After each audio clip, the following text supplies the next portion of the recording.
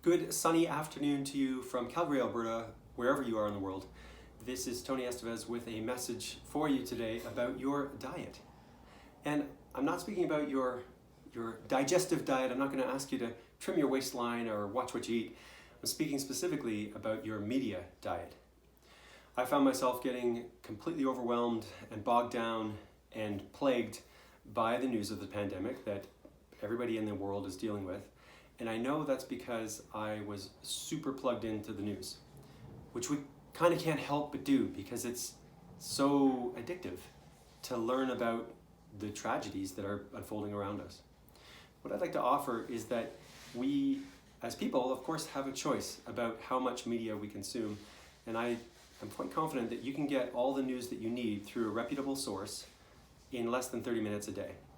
So my offer is that you give yourself a low media diet for your own mental health.